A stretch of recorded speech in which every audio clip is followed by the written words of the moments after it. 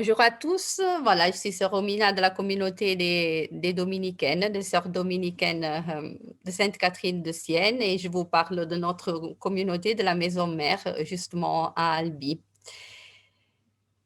Et en cette réflexion, voilà, de l'Avent, quand le Père Paul m'a proposé de préparer un passage d'évangile et pour vous en proposer le commentaire, et j'ai choisi le passage de l'Évangile selon Saint Matthieu, le premier chapitre, les versets 1-17.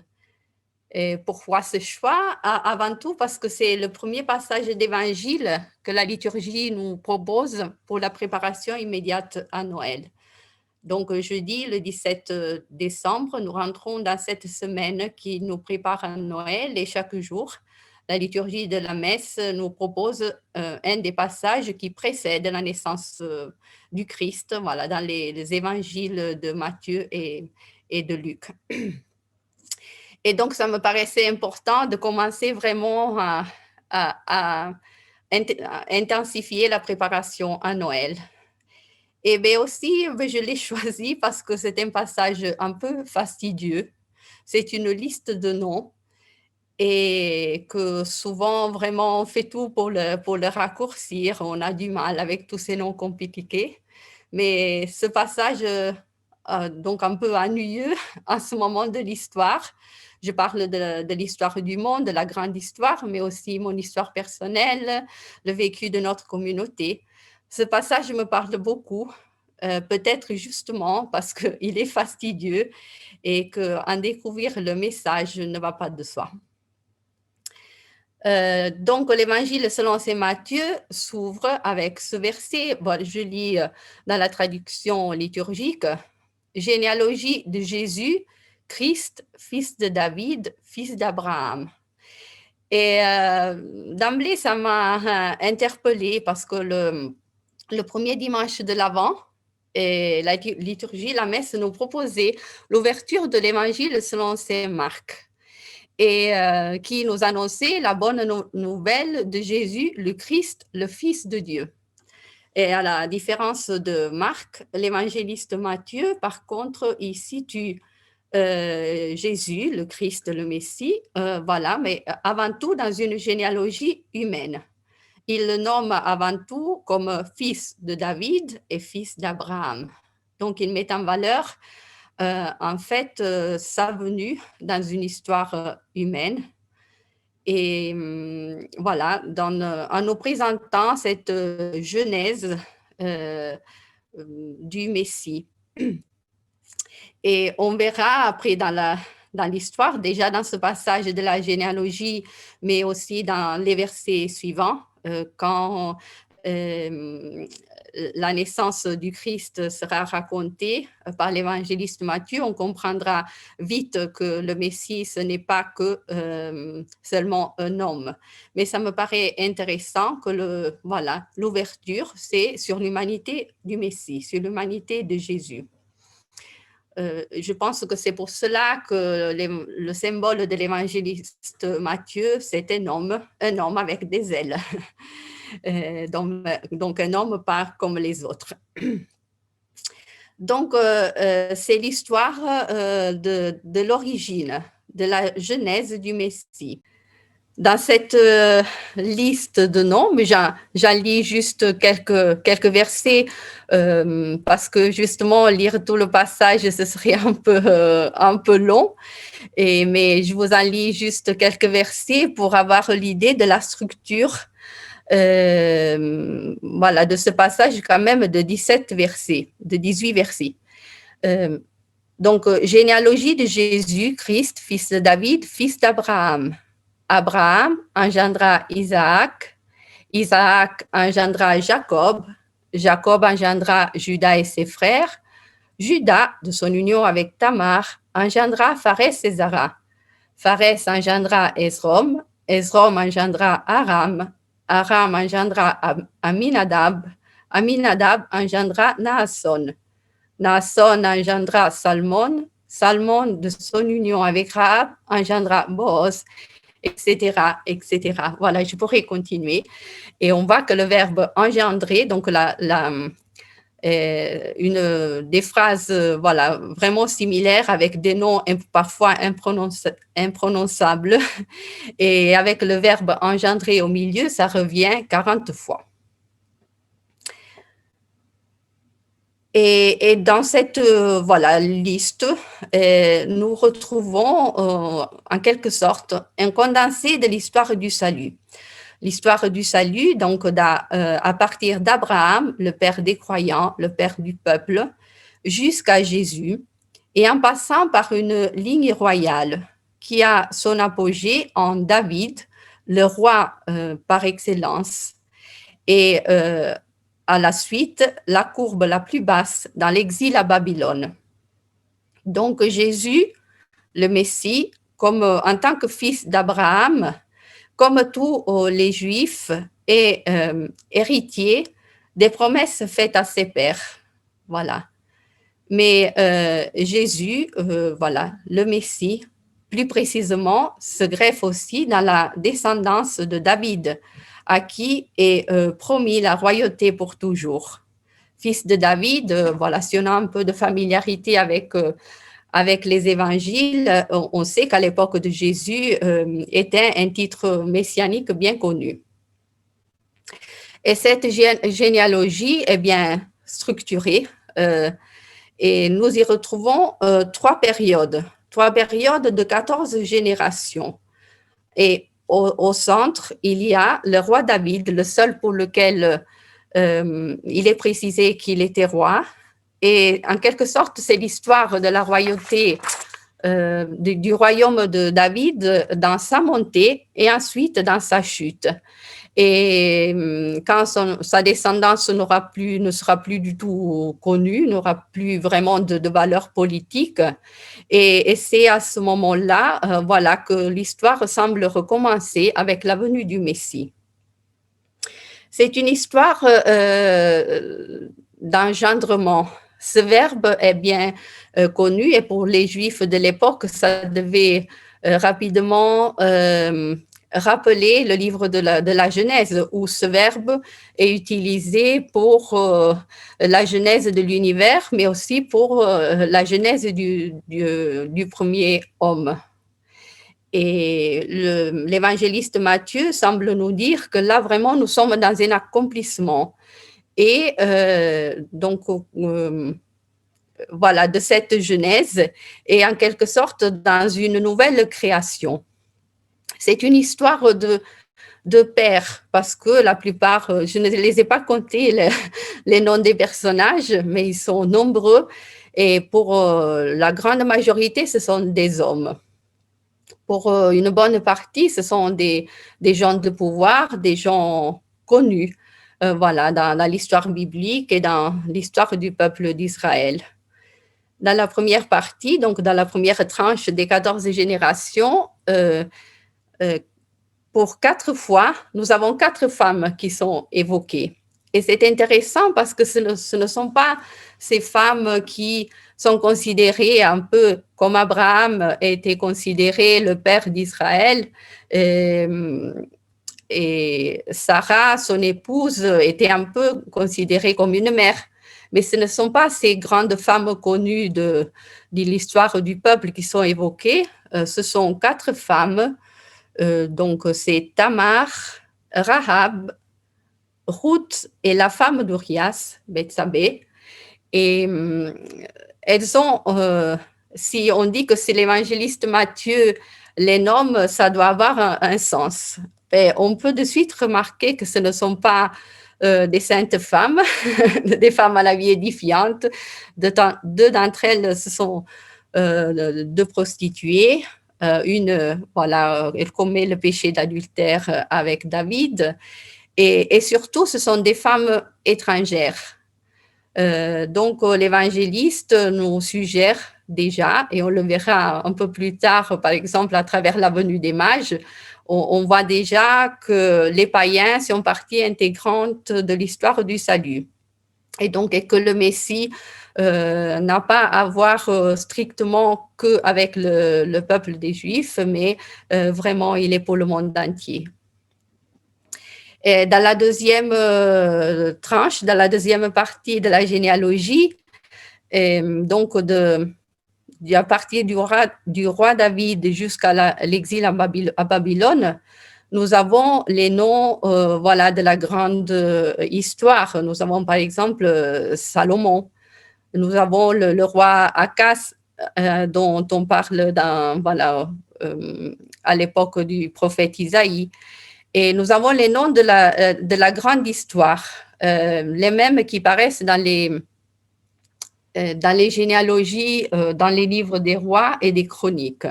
Ce sont les rois de Juda. Et c'est une histoire quand même, là encore plus, elle n'a rien d'édifiant. C'est une histoire d'abus de pouvoir et de grands péchés. Et, et nous passons à la troisième époque, donc après l'exil à Babylone. Et la dynastie davidique n'a plus aucune importance, comme je l'avais déjà dit, dans l'histoire politique officielle. Nous avons des noms inconnus, mais comme par exemple Joseph. Aujourd'hui, il est connu pour nous, mais à l'époque, c'était un simple homme du peuple. Et voilà, ben c'est à ce moment où vraiment la dynastie de David avait perdu tout son prestige, toute sa valeur. Mais c'est à ce moment que cette chaîne des engendrements va trouver un changement important. Parce que si pour 39 fois le verbe engendrer avait été utilisé en forme active, c'était des hommes qui engendraient des hommes. Et tout d'un coup, nous nous retrouvons, voilà, je vais lire, Jacob engendra Joseph, l'époux de Marie, de laquelle fut engendré Jésus, que l'on appelle Christ. Et voilà, et tout d'un coup, l'initiative de l'homme cesse. C'est Dieu qui agit. Voilà. Nous nous retrouvons dans un verbe à une forme passive, mais c'est une initiative de Dieu, c'est un passif qui n'écrase pas l'homme. On sait par la suite, donc par les versets qui suivront, que cette intervention divine interpelle, met en jeu la liberté et la foi de Joseph. Et l'évangéliste Luc, qui nous racontera la même histoire, mais à partir de la Vierge Marie, nous racontera de façon sublime le oui libre, confiant et courageux de Marie. Dans la synthèse qui suit, donc le dernier verset du passage proposé par la liturgie le 17 décembre, je vais le lire. Le nombre total des générations est donc, depuis Abraham jusqu'à David, 14 générations. Depuis David jusqu'à l'exil à Babylone, 14 générations. Depuis l'exil à Babylone jusqu'au Christ, 14 générations. C'est une synthèse un peu forcée, là, si on, au sens que, voilà, il est difficile de reconstituer une généalogie, voilà, peut-être avec les instruments qu'ils avaient à l'époque de l'historiographie. Mais aussi, si on les compte, voilà, on voit que ce n'est pas forcément 14, 14, 14.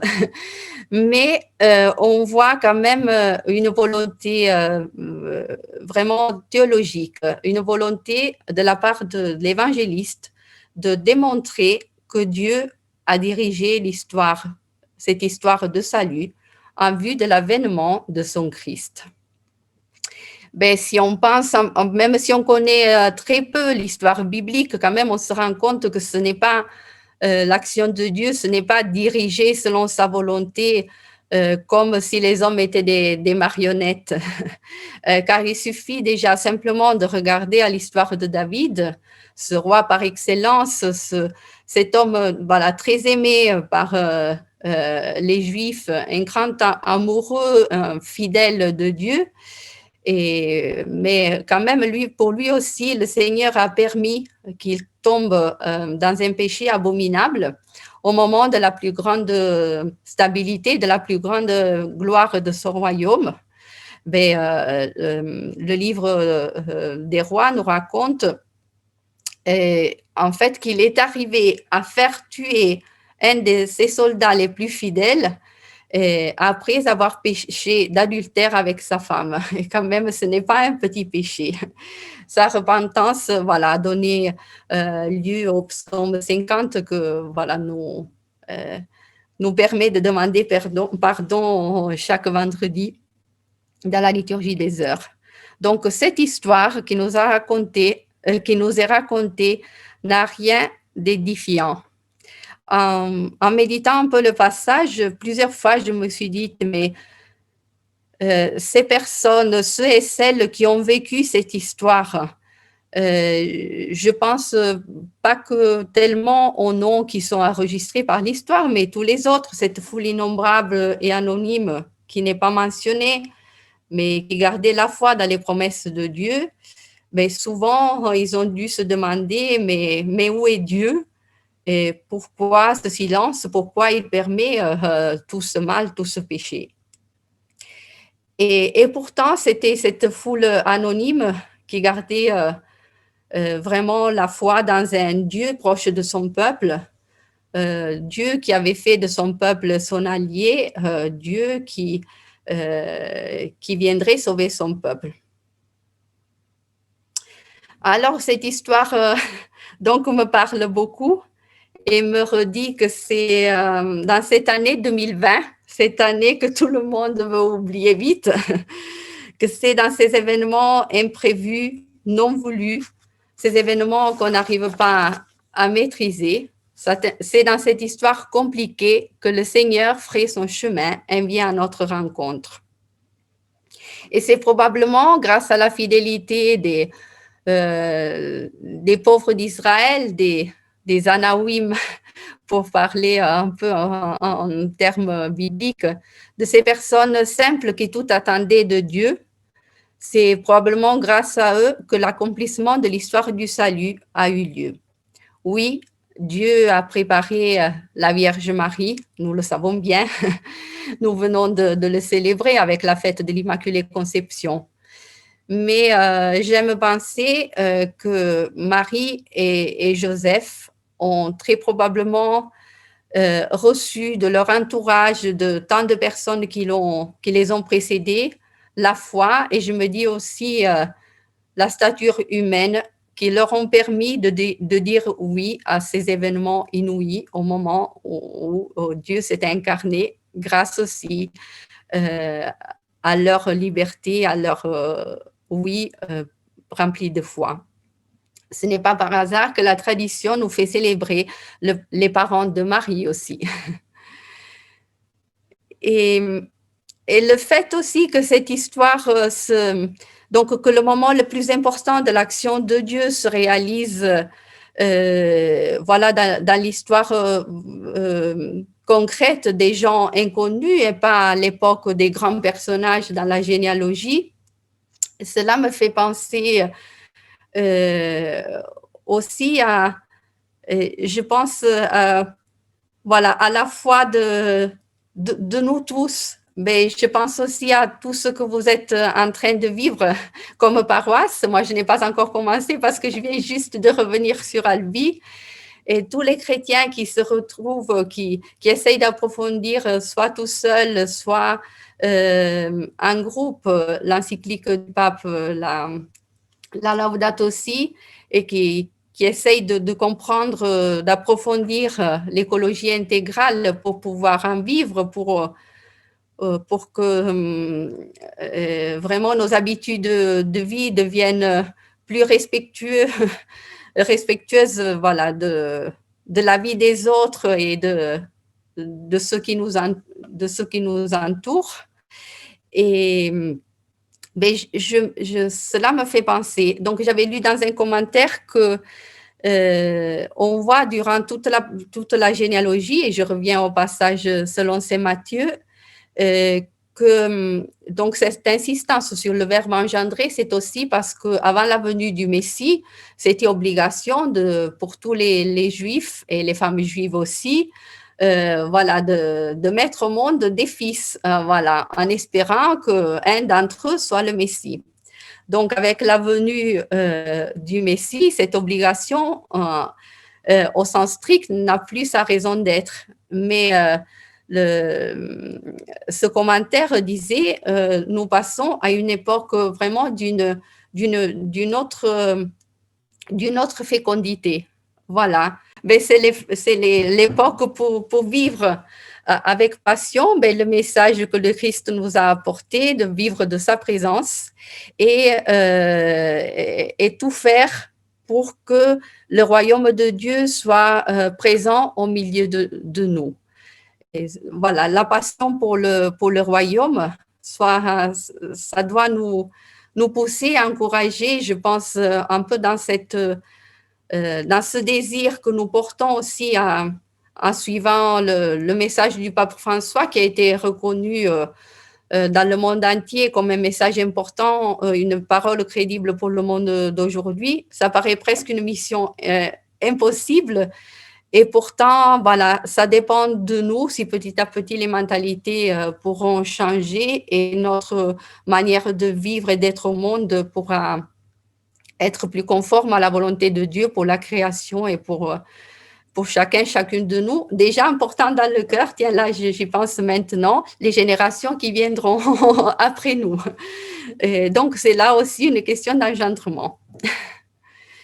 Mais surtout, je ne veux pas être trop longue, mais je me permets voilà, je voudrais vous partager quelques éléments de ma méditation personnelle sur ce passage selon saint Matthieu, et à partir de la situation que nous sommes en train de vivre avec la communauté. Et donc, je resterai discrète un peu sur la situation de la communauté, mais ça me paraît important aussi. Je sais qu'il y a des paroissiens qui sont en train de prier pour nous et je les remercie vraiment au nom de toutes les sœurs. Et parce que nous avons su que le coronavirus était entré dans notre maison quelques jours avant le premier dimanche de l'Avent. Et ceci a chamboulé toute notre vie communautaire et aussi nos vies personnelles. Et voilà, du coup, en quelque sorte, nous avons été isolés l'une de l'autre. Ça, avant tout, les sœurs à l'infirmerie, les sœurs plus âgées, mais petit à petit, vraiment, nous sommes isolés l'une de l'autre. Donc, nous essayons de communiquer entre nous avec tous les moyens possibles, bon, à travers le téléphone ou par personne interposée. Au tout début, j'avais essayé, quand moi je pouvais encore bouger normalement dans la maison, j'avais essayé de parler aux sœurs de l'infirmerie à travers le micro de la chapelle qui communique à toutes les chambres. Et plusieurs fois, nous nous sommes redit, cette année, pas besoin de faire un chapitre communautaire de l'Avent, pas besoin de réfléchir sur comment vivre ce temps fort de l'Avent. Le chemin nous est donné, il est très clair. Voilà, nous avons la route de la confiance à parcourir, de l'abandon, la route de l'espérance chrétienne, parce que tout d'un coup, quand même, la possibilité de la mort se présente bien vivante devant nous. La route de la patience, la route de l'attention à l'autre, où attention à l'autre signifie aussi vraiment lui protéger la vie, tout faire pour que le virus ne se propage. Et grâce à Dieu, nous pouvons compter sur des personnes, voilà, notre personnel, les personnes qui travaillent pour nous, des personnes auxquelles je souhaite rendre hommage, car elles prennent soin de nous avec beaucoup de dévouement et de disponibilité. Et vraiment, attention à l'autre, ça peut signifier beaucoup de choses au quotidien. Dans ce désert qui est devenu tout d'un coup notre maison, je vous assure, surtout le samedi et le dimanche, les couloirs sont totalement vides. Et Un autre chemin préparé pour nous, voilà, qui nous saute aux yeux, est l'ouverture au monde et l'offrande de nos vies par la prière, l'offrande de la prière pour le monde, car nous sommes toutes bien conscientes d'être du bon côté du monde et que nous sommes soignés vraiment comme beaucoup de personnes, comme même des Français ne peuvent pas être soignés. Et je ne sais pas si nous sommes vraiment en train de vivre tout cela, de parcourir ce chemin. Voilà, l'évaluation, ça revient au bon Dieu. Notre vie se joue sur des questions vraiment banales, terre à terre, comme la liste, comme ça peut être fastidieux, ça peut paraître fastidieux, la liste de la généalogie, voilà, dont on vient de parler. Et pourtant, voilà, le Seigneur saura regarder d'une autre manière notre vie et je vraiment, avec le cœur rempli de gratitude, je vous partage une petite perle qui m'a permis de vivre à fond le dimanche Gaudete, le dimanche de la joie, dimanche dernier. La veille au soir, une des sœurs, mais toujours par téléphone, elle m'appelle pour me souhaiter la bonne nuit. Elle a eu une pneumonie qui s'est déclenchée 10 jours après avoir eu que des symptômes très légers de la COVID. Elle est confinée désormais depuis plus de 3 semaines. Elle est sous oxygène. Donc, au téléphone, elle me dit, mais tu sais, Romina, c'est un moment compliqué, mais je suis dans la joie de la communion avec le Seigneur et aussi la joie de la communion fraternelle, car nous sommes tellement bien entourés. Vraiment, chapeau, elle m'a beaucoup touchée. Moi, en parlant un peu du chemin de l'avant, je n'avais pas osé évoquer la joie avec mes sœurs, mais voilà, elles ont su m'en reparler. Et enfin, voilà, pour terminer, je voudrais reprendre le dernier verset du passage de l'Évangile, là où les calculs de l'évangéliste Matthieu, voilà, laissent entendre que cette histoire est bien voulue, presque agencée, bien organisée par Dieu. Il m'arrive rarement dans ma vie, et je pense un peu, c'est la situation un peu de chacun de nous, il m'arrive rarement de pouvoir expliquer le sens de ce qui m'arrive, le sens des événements qui souvent semblent me tomber sur la tête. et si quelquefois je peux comprendre quelque chose, je sais que c'est juste une intuition, je suis bien consciente que les chemins de Dieu ne sont pas nos chemins, ses pensées ne sont pas nos pensées. Néanmoins, plusieurs événements ces derniers temps m'ont fait sentir qu'en quelque sorte, je devais être ici, en ce moment, à vivre cette épreuve avec la communauté, avec ma communauté. Mais juste à titre d'exemple, le dimanche où la première sœur a manifesté des symptômes, les premiers symptômes, ce jour-là, j'aurais dû rentrer en Italie parce que je continue avec mon service pour la congrégation. Donc, j'ai ma communauté de Rome qui, depuis fin septembre, de temps en temps, réclame ma présence. Et j'avais déjà repoussé mon départ maintes fois, mais à ce moment, voilà, on avait l'impression que le danger était passé et enfin, je pouvais repartir. Et si je ne suis pas partie, c'est qu'il n'y avait pas de vol disponible en ce moment. Donc, c'était encore le confinement. Et soit le parcours était trop compliqué, soit le prix était inaccessible. Donc, on a dit, bon, je vais rester encore quelques semaines. Et voilà, heureusement que je suis restée. Et c'est un soutien pour la communauté. C'est important. Donc, encore une fois, le Seigneur m'a redit, je ne pense pas qu'il dirige, mais sûrement il accompagne notre histoire, il accompagne mon histoire, il est avec nous, rien ne lui échappe de cette histoire compliquée, même en 2020. Et cela me donne beaucoup de confiance et m'aide à tenir jour après jour.